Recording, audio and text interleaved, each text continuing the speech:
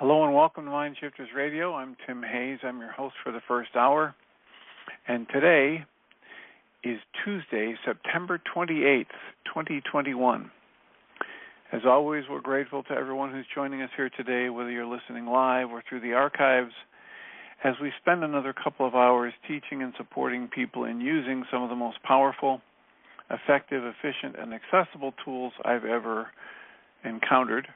These tools are available through the tireless efforts of Dr. Michael and Jeannie Ryce, absolutely free at whyagain.org. If you go to that website and click on the Start Here link in the upper left-hand corner, it will take you to a page where you can download and read Chapter 24 of Dr. Michael Ryce's book.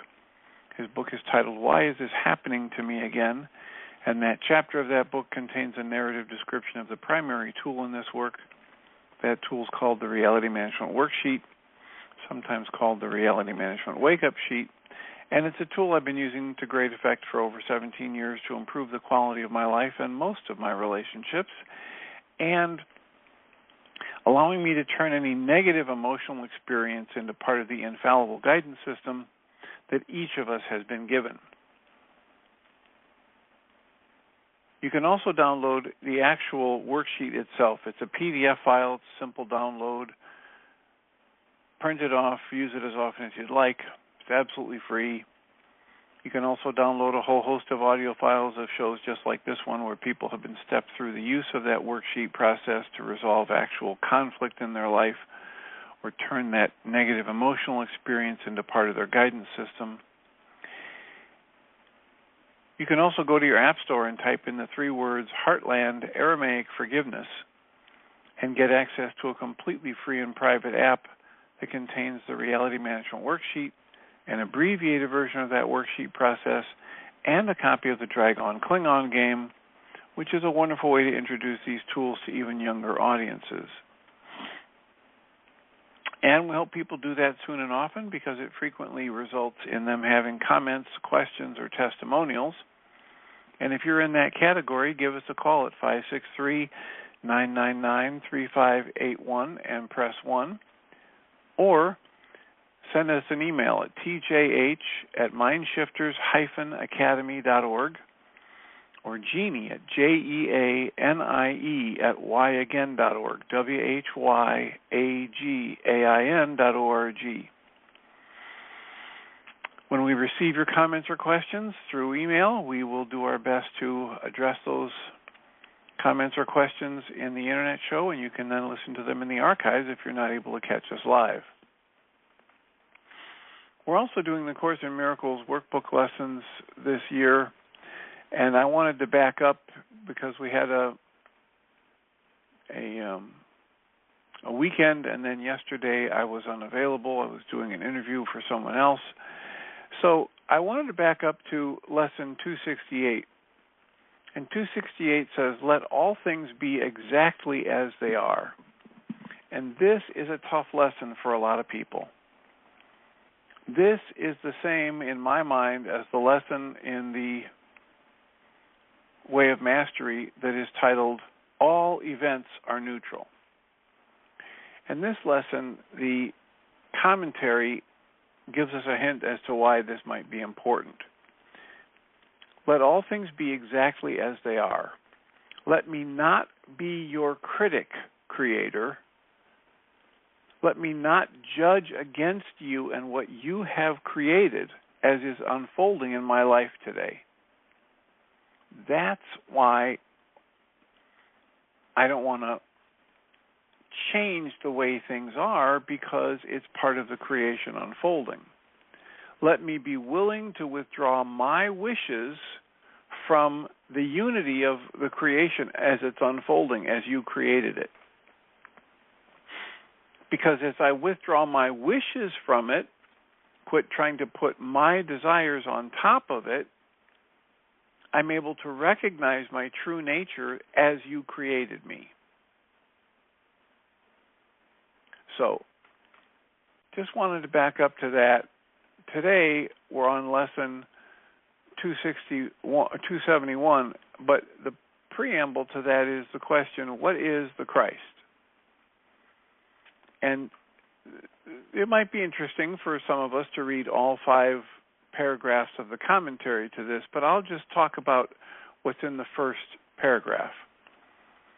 Christ, the Christ mind, is the mind that the Creator created. The Christ mind, is our capital S self, our larger self that we share, and it is that mind which unites us with one another and with the Creator as well. It is all the thoughts we have that still abide in the mind of the Creator and have not left their source. So today's lesson, 271, reads, Christ is the vision I will use today. Each day, each hour, every instant, I am choosing what I want to look upon, the sounds I want to hear, the witnesses to what I want to be the truth for me. Today I choose to look upon what Christ would have me see, to listen to the Creator's voice, and to seek the witnesses to what is true in the creation. In Christ's sight, the world of the creation meets, and as they come together, all perception and distortion disappears. Christ's kindly sight redeems the world from death, for nothing that he looks on but must live.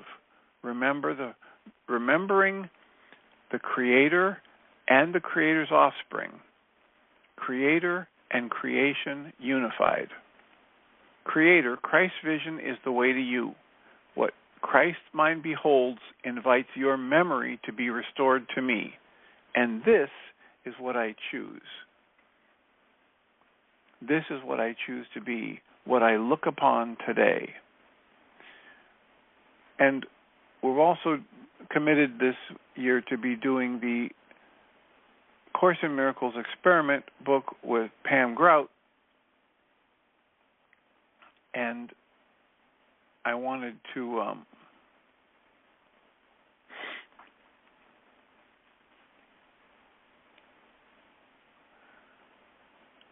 get to her chapter titled 271 is titled, Get Your Gratitude On.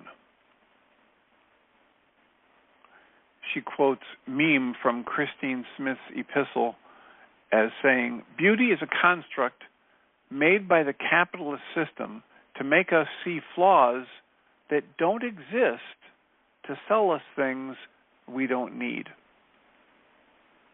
Pam writes, gratitude is my wingman. I use it like duct tape. Of all the tools in my kit, and believe me, when you think having a cap like mine, you need a lot of tools. When you have a thinking cap like mine, you need a lot of tools. It's the one I most often pull out. It's a multi-purpose utensil, whether I hope to heal a relationship, to fix a physical boo-boo, or just feel happier. Lesson 271 calls it Using Christ's Vision. Gratitude is particularly useful when I notice myself marching across the desert toward some mirage that looks an awful lot like a problem. After I lasso my racing mind that's squawking, oh, poor pitiful me, oh no, death is surely imminent, I give it the following 1-2 punch. As always, I can either turn my, quote, problem, close quotes, into a big hairy deal, or I can say, hallelujah, thank you, Jesus, and with the power of my command, send it back into the native nothingness from which it came. So I'm going to choose Christ's vision today. And I am going to look at 268 from Pam Grout's book just to see what her commentary is on this. Finding needles in haystacks. She said with Walt Disney, quote, it's kind of fun to do the impossible. So the lesson reads, let all things be exactly as they are. And Pam writes, the Course minces no words. There is no order of difficulties in miracles. Translated, that means nothing is impossible and nothing is out of reach. Anything we can dream, moving mountains, changing water into wine, we can accomplish. So far, I haven't skipped across any bodies of water, but once in Greece, I did experience a miracle that involves water and is, by all standards, statistically impossible. My friend Nixie and I rented motor scooters to drive around Mykonos. I was wearing jean shorts, and because who doesn't want to take a break at a gorgeous white sand beach, we stopped, laid down our towels, and walked into the crystal clear ocean. We oohed and awed at the handsome dudes, downed a shot of ouzo each, and chatted with a topless jewelry maker. When it was time to jump back on our scooters, I reached into my pocket where I had deposited the key and discovered that, alas, it had floated out into the ocean, a big, giant ocean. Most reasonable people would have panicked, but lesson 268 is very clear. If I, quote, let things be exactly as they are, I am free from all loss, free from pain, and wholly safe. So I walked right out to where the key was, plucked it out of the water, shook it off, jumped on my motorcycle, and commenced to circumnavigate the island. I used to tell that story to demonstrate how clear Greek oceans are. But what it really demonstrates is this principle. There is no order of difficulties in miracles, and my source at all times has my back. So that's our Course in Miracles workbook lesson and a couple commentaries from Pam Grout. And we have 45 minutes left to entertain comments and questions or feedback about yesterday's interview that hopefully the recording played. And welcome, Susan. Hi, Dr. Tim. I loved that interview. Really good. One thing that she said which stuck at me, and it leads right into a big question I have for you, and I hope it's an appropriate question for this radio show. She was talking about how she works with people without judging them ever or on any level. And I've intended to do that, but I heard it in a new way because I've been dealing with a very troubled grandson, Jacob, who is he's in a hospital waiting to be placed in a mental hospital until they can sort him out. He's psychotic. And this has been building up for several days, and for maybe a week, I've been on the phone with him every single day and finally called 911 because he said the scariest things about how he wanted to not live and he was on a bridge, and I'm nowhere near him.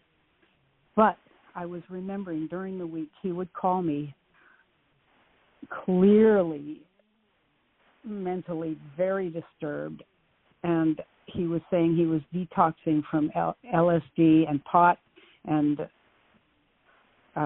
nicotine and drink. He's given up everything cold turkey all at once, and he should have done that with some support, but he was just alone in his room at school in his apartment, freaked out his roommate, so the roommate had moved out temporarily.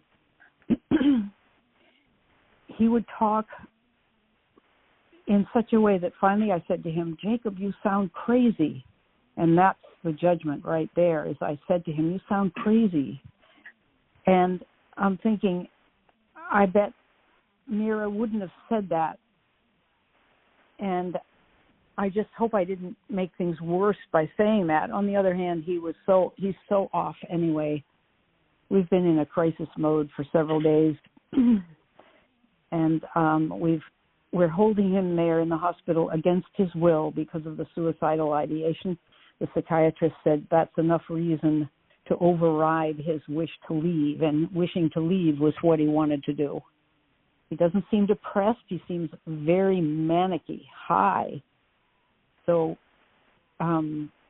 so the first thing is my judgment of saying this sounds crazy. The second one is I would love to have recommendations for a live-in facility where he could be taken care of and guided, something like a farm, or I know there's something in Hartford that we've heard of a lot called Institute of Living, but I was also thinking about your Journey's Dream, and do they have programs, live-in programs? So if that isn't appropriate to talk about. Journey's Dream is too young to have a live-in program, but I've interviewed Beatrice, I forget her last name right now, it'll come to me, and she's with in Vermont. There's a program called Inner Fire, and it's a residential program, and it's for people who want to get through this mental health process or challenges with as little medication as they can. They don't prohibit medication, but they have other ways of helping people, and it's this whole person kind of approach. Beatrice Birch is her name at Inner Fire, and we did the interview with her for Journey's Dream. So that's one resource you can have. There's also the Alternative to Meds Center in Sedona, which is a very highly respected place to go and get help from a holistic perspective, mind, body, nutrition, etc., energy work, and all that good stuff. Dr. Tim, did you say Beatrice? He was a Harvard graduated attorney, and he got so busy that he did a couple all-nighters and got psychotic, and they locked him up and forced meds on him and labeled him schizophrenic, and it was probably some years before he ran across a psychiatrist that said, hey, wait a minute, if you stay without sleep long enough, anybody can potentially go psychotic. What you need is a sleeping medication, and you need to get your schedule back on order. And he did, and he got restored to sanity, and he's been that way for years, and now he's an advocate for patient rights. And he's another interview that you can see off of the Journey's Dream podcast. Wow, great. This is just what I need. Yeah. So thanks for that. But, and, the thing I said to Jacob, it was just, it was a kind of a reality check thing, but to him it probably did sound judgmental and as if I was shutting him out or not loving him.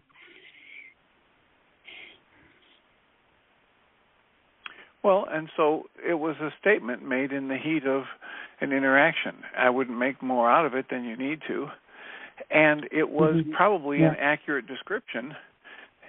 Like if you were a trained therapist and it wasn't your own grandson, you might have said in some kind of a direct feedback way, the way an impartial therapist might, wow, it sounds to me like you're saying this. Is that really what you mean to say?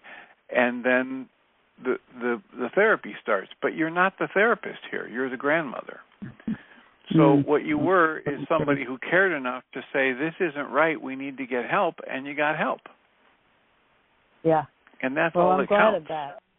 Yeah, okay, good. Yeah. Well, so you can find Inner Fire, all one word, .us. Okay. That's the place in Vermont. Okay. And Alternative to Meds.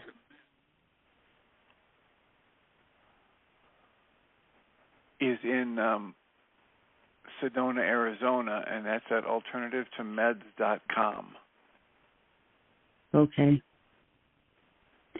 Do you know about the Institute for Living? No. Okay, I don't really know about it either, but I've been aware of it as a very loving community situation for people who have mental health problems. And I sent that link right away to my daughter, but I'd like to send her these others too, and I'm going to listen to those two talks and have her listen to them. She's casting about... So is this in Hartford Institute of Living? In Hartford? Yes. Okay.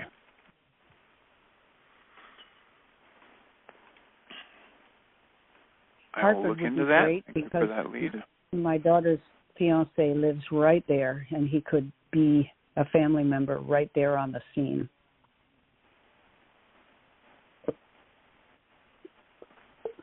Well, I don't know about it, but I'll look into it. Thank you for that lead. Thanks. And I would say that, you could choose to spend a lot of time beating yourself up because you didn't say the perfect thing, or you could say, I did the best I could, as we look at everyone in life doing the best they can, and you were the caring grandparent who followed her best judgment, and that's all there is. Yeah, that's good. I'm not beating myself up, but when she said that, I thought, yikes, that just came to mind rather powerfully. Right, but I would assume that in her life, just like everybody else's, there are times when she's not in that completely accepting, non-judgmental mode. That's the mode she adopts for her therapeutic work. But she seems rather human to me. Yeah, right. And if she's human, that means there are times when, if it had been her talking to her grandson, you probably did better than she would do. Well, maybe and maybe not. Who knows?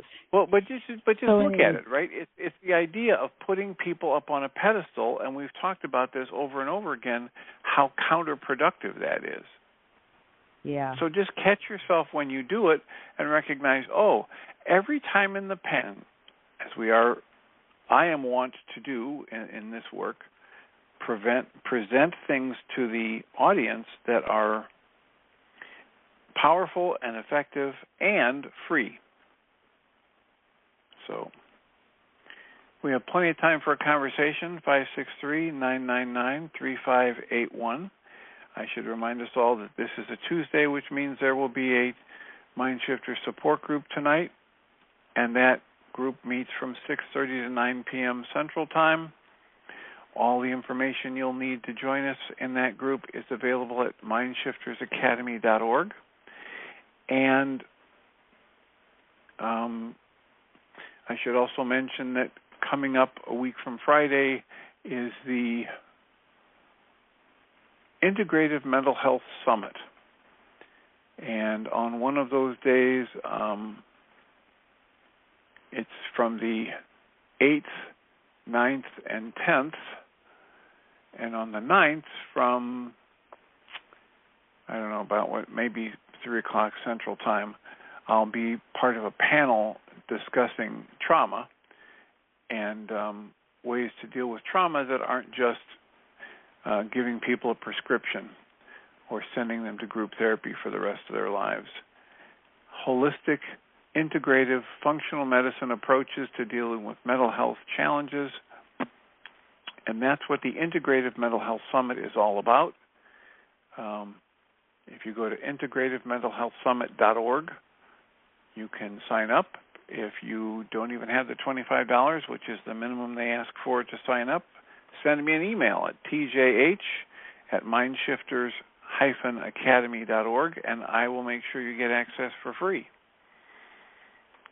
Our mission here is to make tools available to an increasingly wider audience as often as possible so that people can be empowered to change their lives for the better from whatever situation they're in. And we would be grateful if you would join us and or spread the information, the news about the Integrative Mental Health Summit to your contact sphere and let people decide if there's something of value there for them that they might want to tap into. It's going to be 3 days of this virtual summit, and my active participation as a panel member will be on Saturday somewhere between 3 and 6 p.m. I think it starts at 3 p.m. So we have plenty of time for a conversation. What's on your mind? What would be of use to you to discuss? 563-999-3581. you call that number and press 1, I will announce you by your area code. And Susan Bingham tells me that her connection to the radio show has been interrupted twice by a weird message and then a hang up. So please let me know if you're also struggling, and I will put a note in the dashboard for the Blog Talk Radio people if it's a technical issue at their end.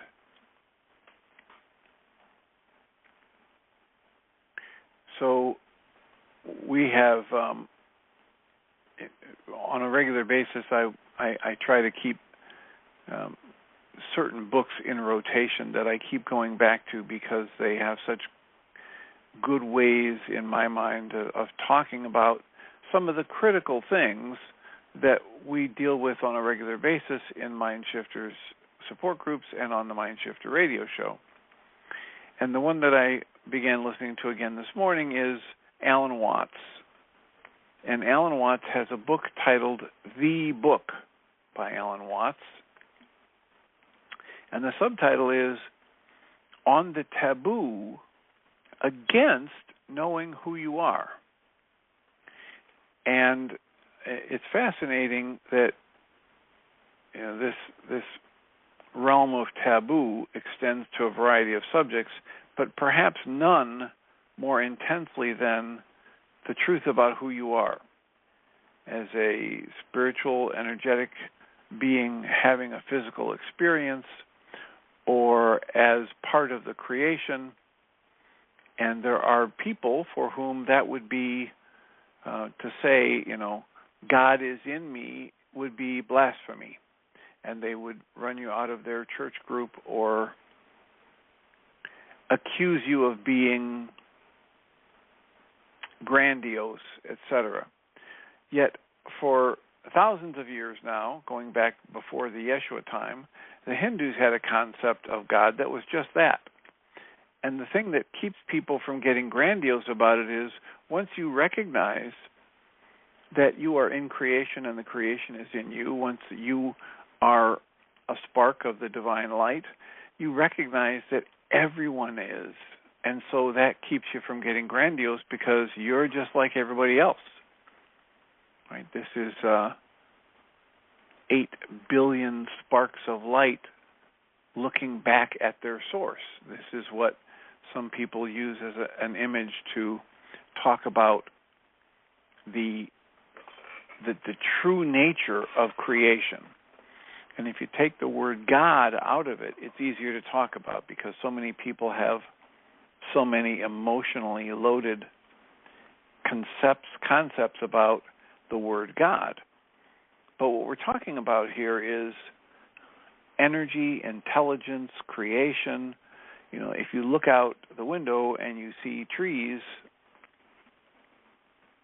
and you get used to looking at them because they've always been there and you never question them, then it's easy to forget that that's a miracle, right? A miracle of life, a seed. You take an oak tree. It began as an acorn. And oddly enough, even before it grew into an oak tree, the acorn had the oak tree in it. Everything that was as a template, as an energy pattern, as a potential to be an oak tree was sitting there in that little acorn. And if you doubt that at any level, then just tap into how many times have people planted an acorn and gotten a rose or a willow tree or a squirrel growing from that acorn. None. It doesn't happen because the template for everything that will become a 300 or 400 year old oak tree is contained in the acorn. And yet when you go out from 100 years from the planting of an acorn and you see the oak tree that's grown from it, you will not be able to find anything of the original acorn because all of the energy and all of the intelligence that was in that pattern has transmuted to become what is the magnificent oak tree. Well, the sperm and the egg come together, and here's this manifestation of the creative energy in form that becomes you. And in that, in your infancy, is the pattern, is the template for all that you can potentially become. And nothing's missing. You don't need a religion, you don't need a priest, you don't need a guru, you don't need anything to become who you potentially are from the moment you're created. And who you are from the moment you're created is an extension of the creative energy.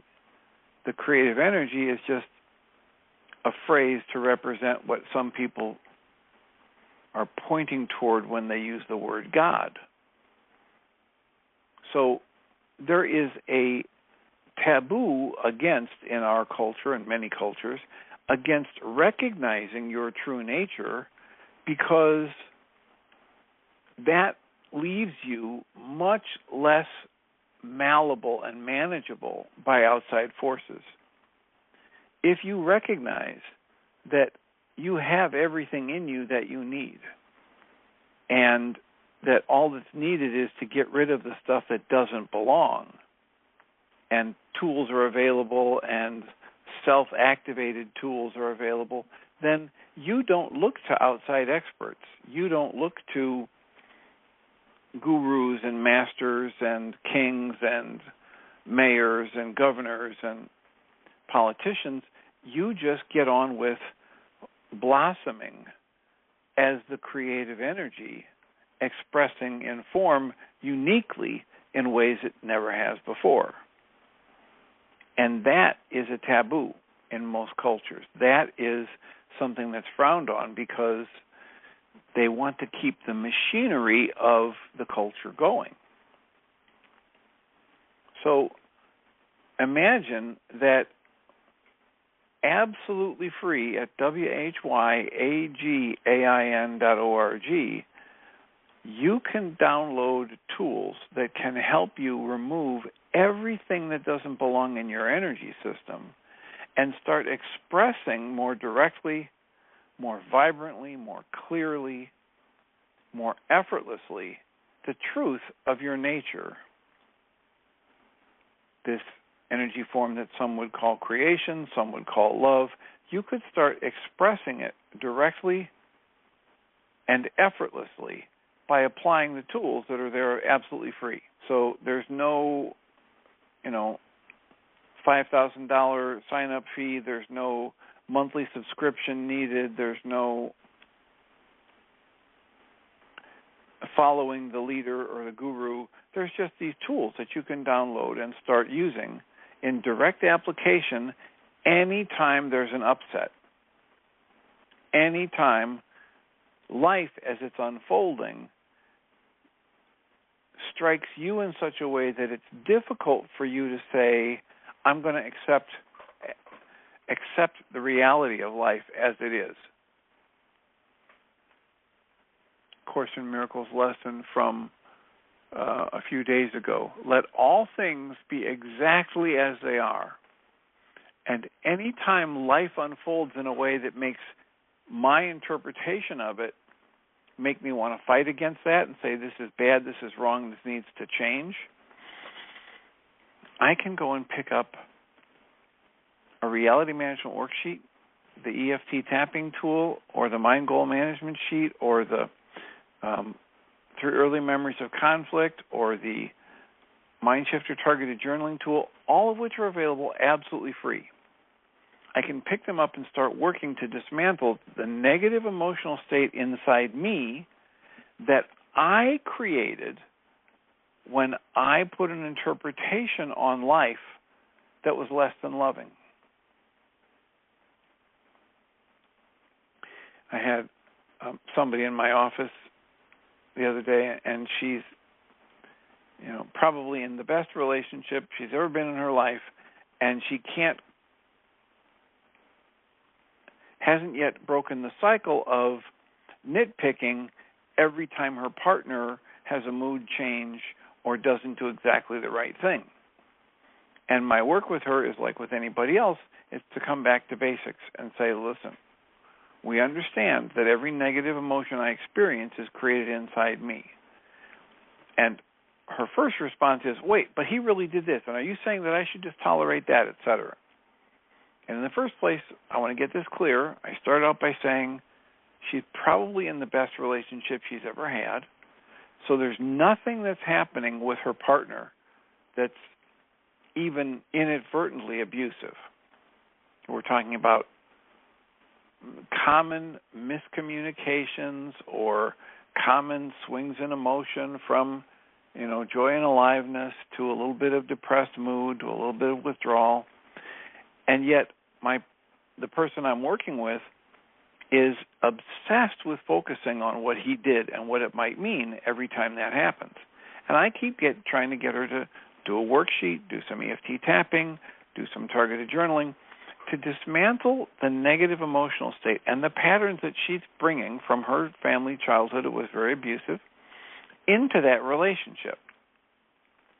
And she keeps saying, but I need to talk to him about this because this isn't right and that's not right. And yesterday, we finally got to the point where I said, okay, and I would agree that if that happened in a relationship with my significant other, I would want to bring up the topic after I had done my worksheets or my EFT tapping or my targeted journaling so that my energy is calm and loving. And so the words that I use to point to how I would like to change this pattern are drenched in honey as they come to my partner. Because right now, if I speak from my upset, which I've generated because of the interpretation I've placed on it or the fears I have that their lack of communication or their mood swing is about me, or that I've placed the interpretation on these events that says he doesn't love me anymore, etc. If I speak or act from there, my words and actions are dripping in venom. They're dripping in my pain. And as most of us know, when we are interacting with somebody who's coming from a calm, loving space, we feel that energy. And if we're interacting with somebody who's coming from a hurt space, an angry space, a bitter, resentful space, we feel that energy. And so even if they say the words, I love you, but it's with an attitude, well, I love you, it doesn't carry the same impact. So the work is always the work. I want to take 100% responsibility for not just the words I say and the actions that I choose, but the energy that I'm experiencing as I choose those words, as I choose to say those words or do those actions. And again, imagine this, it's available absolutely free. I did an internet show way back along the line, probably 7 or 8 years ago, and I said, it's kind of goofy. And people literally got upset because they heard me say, this work we're doing, it's kind of goofy.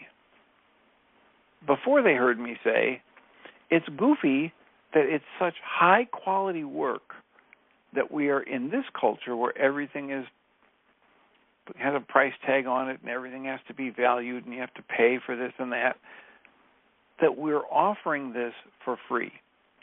And these are some of the most powerful, effective, efficient, and accessible tools I've encountered in my 47 years of getting training in 4 or 5 different states, licensed in Illinois, all of that postgraduate, licensure maintenance training that we have to take.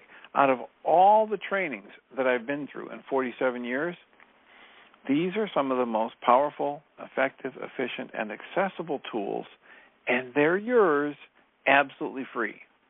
If you have an internet access and you can get on the web, whyagain.org, click on the Start Here link in the upper left-hand corner of the page, and it isn't really possible to overstate the value of tools this effective. Why? Well, because the primary thing for me is that these tools call me to just observe, to be very clear about what's happening, that I can see that I'm initiating with my mind energy and my thoughts and my programmed pattern of belief, and that I can see and feel and make note of how it feels, how effective it is. And if it's working, good, I can do more of it. And if it doesn't work, I can cancel the process that I'm using to create all of the upset and tap into something else right there in that tool. Again, one of the things that happens so often when I get a powerful worksheet is that my perception shifts so dramatically that it shocks me. That the very same images and sights and sounds that I was looking at moments before, or suffering or negative emotions, it's the functioning of our mind that's doing that. It's not the actuality of the flow of life and creation that's doing it. And it's certainly not something that the Great Comforter, some would call it the Holy Spirit, or the Christ mind itself would have us engage in. So choosing today, moment by moment, to understand that all things are exactly as they should be. All things in the creation are unfolding. And if I drop my attempt to interfere with creation by placing all of my distorted wants and desires on it, I can get awareness of my infinite connection to the creative force. I can get reconnected to the Christ mind and therefore all of my other brothers and sisters, and I can watch how differently my day unfolds. So that's our call. That's our offering, and the actual practical, powerful tools to help it happen available at whyagain.org.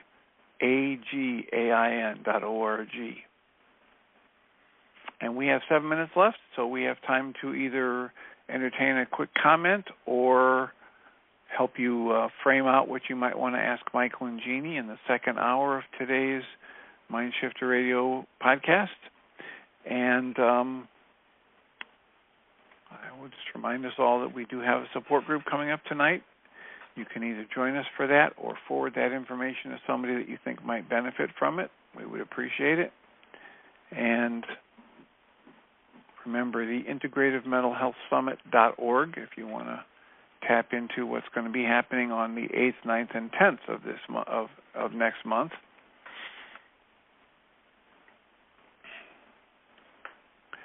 And I had also mentioned the book. So I see Jeannie's there. She might be making notes. I had mentioned the book that's titled The Book by Alan Watts, The Taboo Against Knowing Who You Are.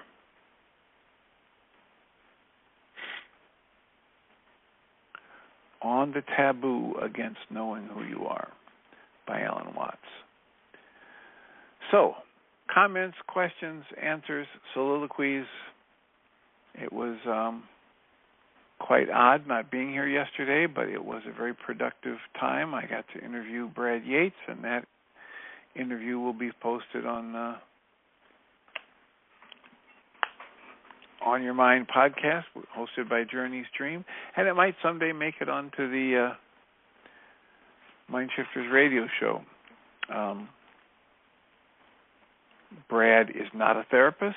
He's not a trained therapist. He was an actor, and he had an acting career going and then got married and had kids and thought he should have something a little bit more substantive, so he took hypnosis training, and he was working as a hypnotist for self-development along with his acting career to supplement his income. And then he found out about Gary Craig and Gary Craig's EFT tapping, And he went to one of the trainings with Gary Craig originally, and it was so profound that he wove it into his hypnosis work, and by the time he realized what was happening, he was doing more tapping than hypnosis.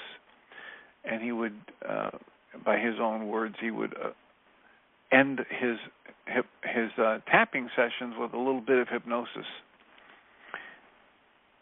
Now, oddly enough, he has over 1,000 EFT tapping videos on YouTube that have been viewed millions of times. So, real solid work, another free resource. So I'm perfectly comfortable recommending it to our audience. Brad Yates on YouTube, and you can search for How to Tap as the first video to watch, and then you can type in any symptom, any pattern, any ache or pain, any negative emotional state that you might imagine, and see if Brad has a specific tapping pattern for that, and tap along with him to probably great benefit for yourself. So, 563-999-3581. If you tune in again tomorrow, which is Wednesday, we will probably have more talk about the book by Alan Watts and any topic that you or somebody else might want us to lean into.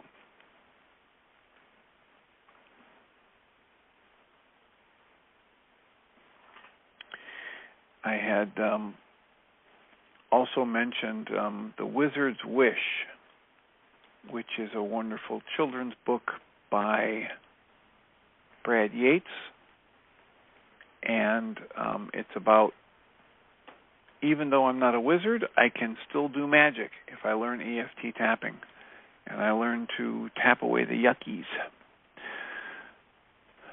So those are our offerings for today, and I see that Jeannie's turned her microphone on.